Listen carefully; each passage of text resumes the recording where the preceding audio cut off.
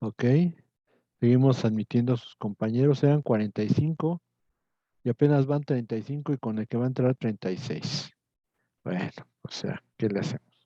Ok, compartimos de nuevo. A ver, Ferrer ya está.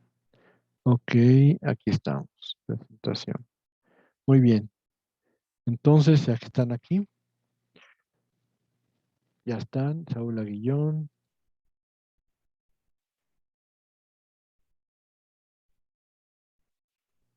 Ah, es que no está mi cámara. A ver si ya la puedo prender. No, ¿qué creen? No la puedo prender. Entonces, con razón no están aquí. Pero bueno, yo espero que ya lo estén viendo. Dice aquí que ya están viendo mi presentación. Ok. Les decíamos que al término de la Primera Guerra Mundial, cuando se crea la Sociedad de Naciones, se crea la Corte Permanente de Justicia Internacional.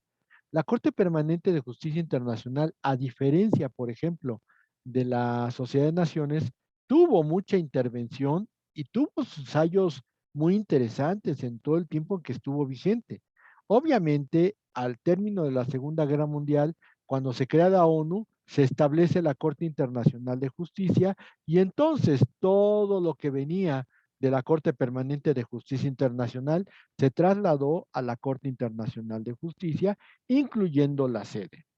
La sede se encuentra en La Haya, Holanda, que es muy importante aclarar, es La Haya, no es La Haiga, para que no vaya a haber problema con con que, ay, es que yo así hablo. No, no, no, es que es La Haya, o sea, no es de cómo hable usted, sino que es La Haya. Y obviamente todos los miembros de la ONU deben de contribuir a su manutención. La Corte se compone de 15 miembros que duran 3 años. Precisamente se tiene presidente y vicepresidente. En el periodo pasado, en el que acaba de terminar, el vicepresidente era el juez mexicano Bernardo Sepúlveda Amor, que fue secretario de Relaciones Exteriores en el periodo de Carlos Salinas de Gortari. Él era nuestro juez en la Corte Internacional de Justicia y fue su vicepresidente en el último periodo que acabó. Ya ahorita ya no es, creo que terminó sus funciones el año pasado. Ahora, como ya lo habíamos comentado en algún momento, la Corte Internacional de Justicia tiene dos competencias. Una se considera como consultiva, es decir, da consultas a los órganos de las Naciones Unidas o a los organismos especializados de las Naciones Unidas sobre algunos aspectos legales que se tienen que consultar. Para eso, les recuerdo que precisamente de acuerdo con la Carta de San Francisco, la Asamblea puede dar oportunidad a cualquier órgano o a cualquier organismo especializado a consultar algún aspecto legal con la Corte Internacional de Justicia. Ese es lo que nosotros consideramos como la competencia consultiva, con excepción de el Consejo de Seguridad, que ese puede consultar en el momento que lo prefiera. Y la otra competencia es la contenciosa, es decir, aquella facultad que tiene precisamente la la Corte Internacional para poder resolver conflictos. Esta competencia contenciosa tiene que ser convenida por las partes, es decir, se tienen que poner de acuerdo en que se pueda llevar a cabo la labor de jurisdicción. ¿Y cómo se van a poner de acuerdo? Pues se van a poner de acuerdo con una cláusula que se puede celebrar en un tratado aparte o en algún tratado específico como cláusula facultativa de jurisdicción obligatoria. Si no se ha llevado esta cláusula y los estados no se ponen de acuerdo sobre ella, no puede haber jurisdicción. O sea, no funciona como aquí, que si quieres mandar traer al otro, lo puedes mandar llamar y entonces el juez asume que lo manda a llamar y entonces están peleando en el juzgado. Aquí se tiene que obtener el previo acuerdo de los dos estados para llevar a cabo la jurisdicción. ¿Y cómo se va a llevar a cabo ese acuerdo? Mediante la cláusula facultativa de jurisdicción obligatoria, que es este acuerdo que es para llegar a la Corte Internacional de Justicia.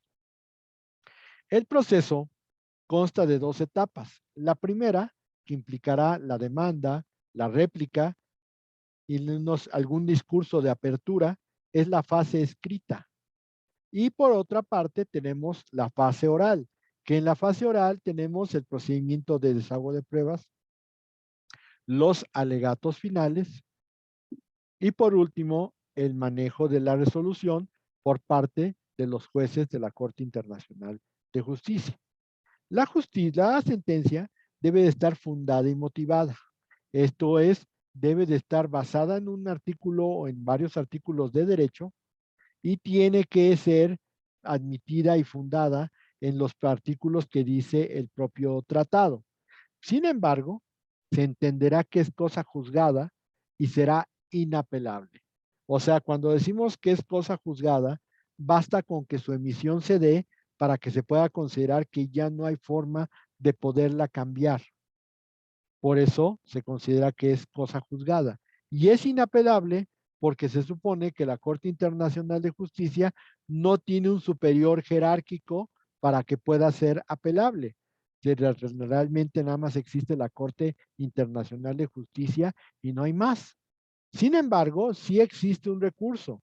¿Cuál es ese recurso? Al igual que lo que vimos en la Corte de Arbitraje de la Haya, el recurso de revisión se puede dar, es horizontal, lo revisan los propios jueces y se basa principalmente en evidencia que pueda considerar que puede haber un cambio fundamental en las circunstancias y sobre todo que el Estado no pudo obtener antes de iniciar el proceso jurisdiccional. Entonces, ahí tenemos la situación que se da con la Corte Internacional de Justicia. Ahora, si ustedes se dan cuenta, estos son sistemas pues ya muy institucionales en el medio.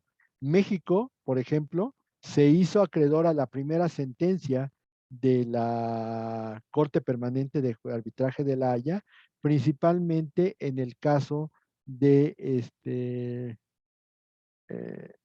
en el caso de, no, de la salinidad del Río Bravo, y también tenemos el caso de los fondos piadosos de las Californias.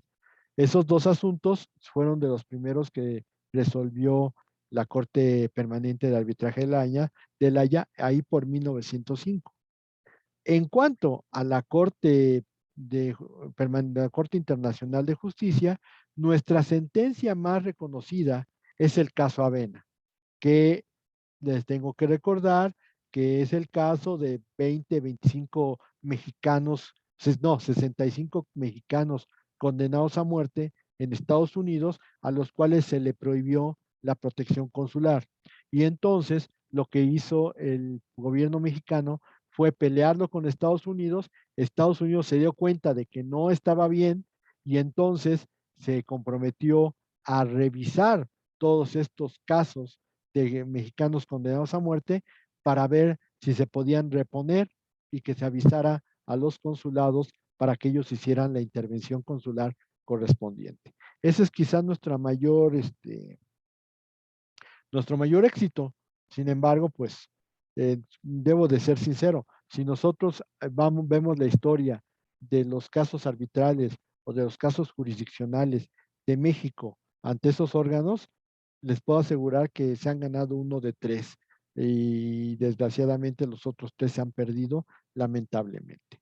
Bueno, aquí estamos en esta lámina, que creo que ya es la última de este tema y ya estaremos acabando el tema, que habla de métodos especiales. Los organismos internacionales tienen métodos especiales para tratar de resolver problemas. Sin embargo, vamos a ser sinceros, o sea, tienen unos métodos que están muy limitados por la soberanía de los estados. En el caso del Consejo de Seguridad, ya habíamos comentado que tiene facultades de investigación. Ya habíamos comentado que tiene facultades de conciliación. Tiene facultades para imponer medidas coercitivas. Sin embargo, eso tiene que ver con los 5 votos de los países, los miembros permanentes del Consejo de Seguridad. Y algo que debo recordarles es que si va para el Consejo de Seguridad, seguramente alguno de los 5 tiene las manos metidas en el problema y entonces no va a votar Estados Unidos en aplicarse medidas coercitivas. Eso se lo va a aplicar a otros estados, pero ellos jamás se lo van a aplicar. Y por último, tenemos estas medidas para restablecer la paz y la seguridad internacionales, que lamentablemente se ven muy limitadas en la Carta de San Francisco, principalmente porque cualquier medida que pueda ser utilizada para restablecer la paz y la seguridad internacionales, pues va a estar necesariamente controvertida en el ámbito internacional y pues tiene que llevar los 5 votos de los miembros permanentes del Consejo de Seguridad, lo cual pues ya implica que es una posibilidad muy lejana de que se pueda llevar a cabo. Ahora, la OEA, el secretario general y la reunión de ministros de Asuntos Exteriores tienen facultades similares a las del Consejo de Seguridad, es decir, facultades de investigación, facultades de conciliación, que ya las expusimos en el caso de Ecuador con Colombia, medidas coercitivas. El único detalle es que la OEA por su propia naturaleza y porque no quiere estar dependiendo de Estados Unidos, no tiene medidas coercitivas. También se puede hablar de que las medidas para restablecer la paz y la seguridad internacionales en la OEA, pues es solamente el diálogo. No se tienen ejércitos, no se tienen Estado Mayor de armas en las condiciones de la OEA, máxime que uno de sus principios es la no intervención. Ya con eso, pues tienen muy pocas probabilidades de utilizar un medio coercitivo en la OEA. Ahí está la situación. Y el Tribunal Internacional del Derecho del Mar tiene su sede en Hamburgo, tiene 21 miembros, dura 9 años y solamente regula casos del convenio de Montego Bay. Al respecto, sí ha resuelto muchos alrededor de plataformas continentales, ha resuelto algunos en materia de limitación de zona económica exclusiva, principalmente cuando los estados no se ponen de acuerdo en la medición de ciertas zonas en estos aspectos. Ya tiene varias sentencias, sin embargo, pues como nada más regula casos derivados del convenio y hay muchos países, principalmente los poderosos, que no firmaron el convenio, la verdad es que ha sido muy limitada su participación, a pesar de que la importancia que tiene es muy grande. Pero pues ahí está la situación. Y aquí obviamente tendríamos que pelearnos un poquito con la situación de pues el tribunal, la Corte Interamericana de Derechos Humanos, que esa sí es coercitiva, cuestión chistosa, esa sí aplica para todos los, allá por fin aparece, no quiere, sí, ya está. El caso de México, que a cada rato lo condenan por sentencias de la Corte Interamericana y que tiene que hacer eh, cumplir algunos aspectos que son muy interesantes, pero pues, es un medio coercitivo.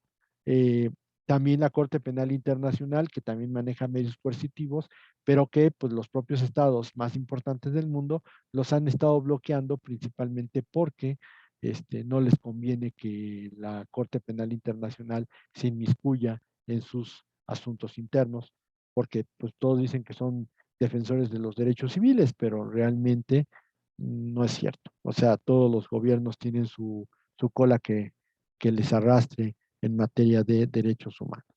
Y con eso terminaríamos la unidad 10 sobre situaciones relacionadas con la justicia internacional y los métodos para resolver estos casos. ¿Preguntas? Saúl, dígame. Hola, profe, buenas tardes. Sí, dígame. Profe, tengo dos preguntas referentes en el cuestionario. Ujú. Ya no encontré las respuestas en los apuntes y ahorita en la clase tampoco las escuché. A ver, Uno dígame. es, uno es la 10, que la pregunta es ¿cómo se representan los estados en un conflicto sometido a la Corte Internacional de Justicia? Ok, los estados se representan por medio de representantes, pueden ser funcionarios de la Secretaría de Relaciones Exteriores en el caso de México, o bien pueden contratar abogados y esos abogados van a estar, digamos, representándolos ante la Corte Internacional. Entonces, pueden ser representantes estatales o bien pueden ser abogados contratados ex profeso para ese caso en especial. Vale, profe. ¿Y la Y la otra? segunda igual es del cuestionario, y es la pregunta 13, que dice, ¿cuáles son las etapas que debe observar el Consejo de Seguridad de la ONU para mantener la paz y seguridad internacional? Primero, antes de llevar a cabo acciones coercitivas o acciones para restablecer la paz, labores de investigación. Después, labores de conciliación. Y si las labores de conciliación ya no dan resultado, entonces pasamos o a medidas coercitivas que ya se dieron, el caso de Irak en el 91 con la invasión de Kuwait y que se hicieron embargos a Irak para que se saliera de Kuwait, o por otras cuestiones, pues la acción armada que se hizo para restablecer al gobierno de Kuwait. Ese sería el orden. Primero investigación, después conciliación, traten de conciliar y ya después aplicación de medidas coercitivas o de restablecimiento de la paz y la seguridad internacionales.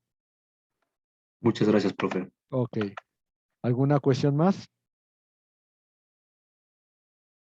Ok, dice Gallardo Guerrero. Profesor, ¿puede repetir cuáles eran los dos supuestos para que se diera el recurso de revocación? El recurso de revocación es horizontal. Tienen que ser presentadas evidencias que los estados aseguren que no pudieron haber obtenido antes. Y dos, que pudieran cambiar sustancialmente el sentido.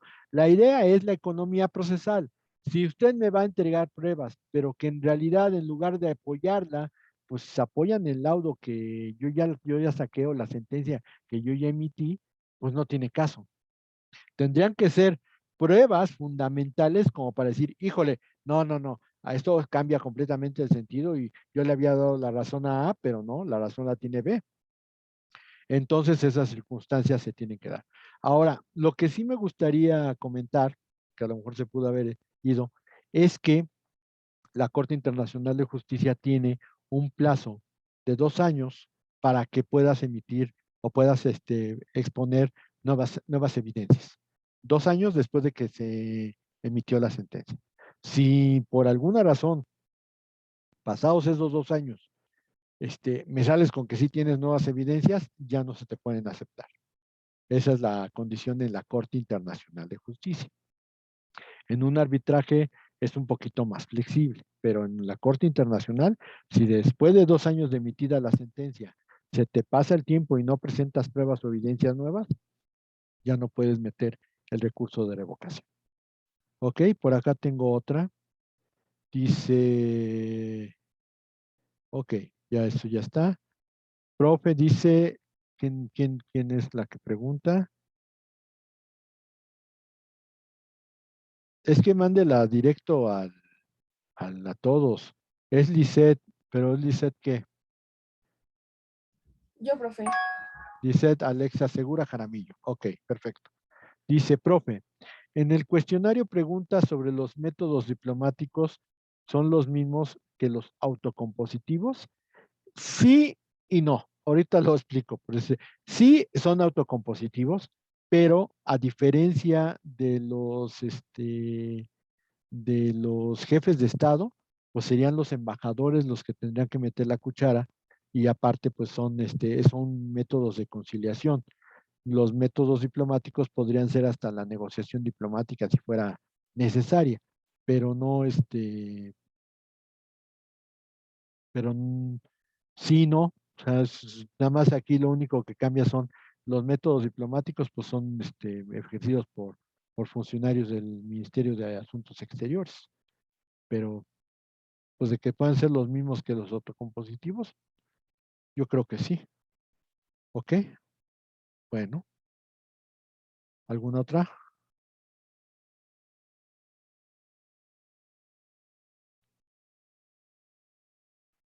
Ok. ¿En qué pregunta es eso, mija? Es la primera del cuestionario, profe. ¿Qué dice? Dice, mencione los métodos diplomáticos para resolver los conflictos internacionales. Ok. Entonces ya lo dimensioné.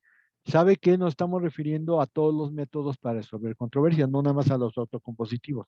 Métodos diplomáticos, ¿por qué? Porque en todos estos se utilizan a los medios diplomáticos, desde el jefe de Estado hasta los ministros de Asuntos Exteriores, y ahí están todos, la negociación diplomática, la investigación, los buenos oficios y la mediación, la conciliación, el arbitraje e incluso hasta la jurisdicción. Serían todos en conjunto.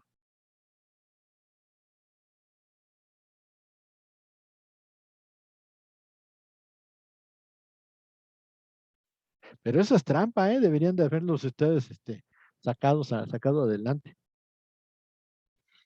Me están preguntando todo el cuestionario, pues así van a tener todos 10, ¿no? Es una ayuda, profe, nada más. Hacen ayuda a Coscorrón, a Guillón, Coscorrón, que ayuda. Pero sí, si es de la 1, nos referimos a todos, segura. Gracias, profe. Ok, muy bien. ¿Qué más?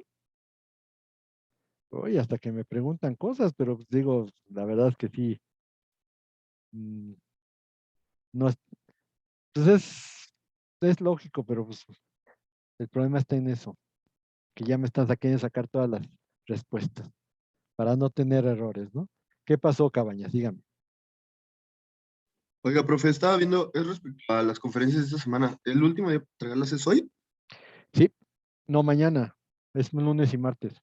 Ahora, Ah, sí, es, justo, es que está es que configurado para que sea hoy. sí, pero el problema está en que resulta ser que cuando estaba configurando esas conferencias, me dice que no puede ser la misma fecha la fecha límite y la fecha de entrega no pueden ser las mismas. Entonces tuve que ponerla que pues la fecha de entrega es hoy, pero la fecha límite es mañana. Ah, ok, gracias. Entonces no se preocupe, o sea, con que la entreguen mañana no hay ningún problema, no va a pasar nada. Ok, ¿alguna otra cosa?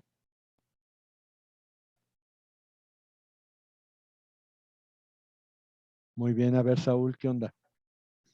No entendí lo que preguntó el compañero Cabañas. O sea, tenemos que subir las 3 de este periodo. Yo no digo que suban las 3, o sea, miren, para mí era más fácil que me subieran una y otra, pero ya se le está acabando el semestre. Es más, yo debo decirles que ya en la última semana ya no se pueden subir conferencias. Así que, pues, si van a meter las 3 de un jalón, pues ya que sean las 3, pero ya olvídense, ya no pueden subir más.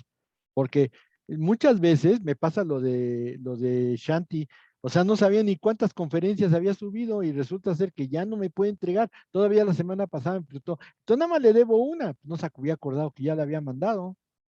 Y la mandó desde la semana 10, si no mal recuerdo. Entonces tiene la 3 de esta y ya tiene las 3 de la que sigue. Y si me mandó más, pues ya no se las voy a, le voy a poner cero porque ya tiene las 3 del próximo periodo, Shanti. No sé si Entonces, sea el caso. ¿Qué la siguiente pasó? semana, la siguiente semana va a habilitar de nuevo la pestaña para subir las otras, ¿no? Sí, nada más el 16 y el 17 y se acabó. Vale, Ya, profe, muchas gracias. sería la última. Así que mejor manden de una en una para que me pueda ir más rápido, porque si no, cuando mandan 3, ¿qué día entregamos la actividad y el cuestionario? Esa es muy buena pregunta. Yo la había programado para este viernes, el viernes y el sábado, que obviamente está habilitado para que le entreguen en equipo, o sea, la mandan, yo la reviso, nada más eso sí, tenemos que revisar quién es el que la va a mandar para que sea ese el que le revise el trabajo y ya revisándola a él, ya automáticamente se puede, se pasan las calificaciones para todos. Esa sería la única situación. ¿No tienen algún inconveniente que sea el viernes y el sábado?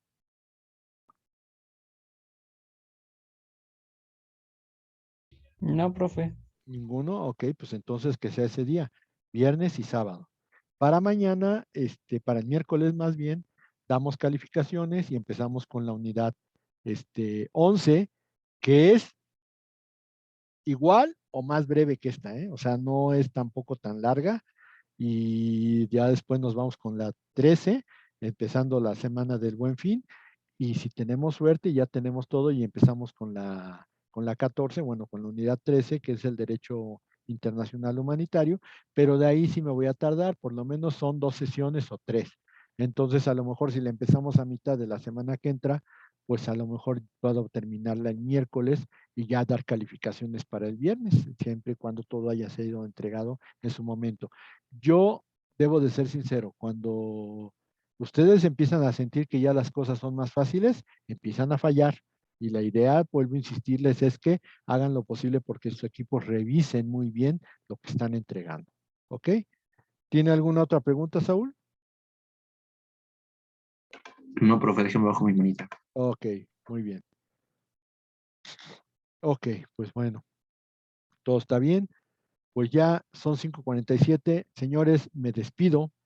Nos estamos viendo el miércoles con la unidad 11 y si tenemos suerte el viernes ya tendremos la unidad 12 realizada, revisada y todo y haremos lo necesario para que tengamos las calificaciones finales para la semana de final de semestre. ¿Ok?